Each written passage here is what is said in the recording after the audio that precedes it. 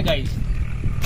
तर आपण आज इतकं रोमांटिक वातावरण आहे की आज 21/7 तारीख आहे. तर आज म्हणजे पावसाचं इतका भयानक वातावरण असल्या कारणानं आम्ही आज कामाला पूर्ण सुट्टी देऊन कुठंतरी जर बा फिरायला जायचं आहे, कुठंतरी मनोरंजन किंवा कुठंतरी एक निसर्गरम्य वातावरण आपण पाहायचं या उद्देशानं आम्ही आज भंडाराच्या जवळ 20 किलोमीटर असलेलं हे गोरशेखुर्द या प्रकल्पाला आम्ही भेट द्यायचं ठरवलं.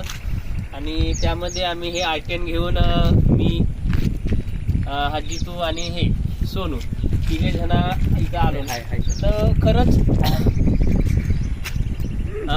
इथं आल्यावर आम्हाला अगोदर तर आम्ही असं प्लॅन केलं होतं का चल बाईक छोटं धरण असेल, पण इथं आल्यावर असं वाटतं की किती विशाल हे निसर्गरम्य वातावरण आहे.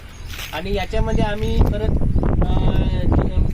रोज उठणं, आपलं सकाळी कामाला जाणं, सायंकाळ झाली घरी जाणं, पण हे कुठंतरी एक भागदौडीच्या जीवनामध्ये कुठंतरी एक विश्रांती पाहिजे किंवा कुठंतरी आपण एक निसर्गरम्य वातावरण भेट देऊन आपले खरंच जीवन स्टँडर्ड किंवा आपण एक नवीन पाहणं ह्यासाठी एक चांगलं राहते.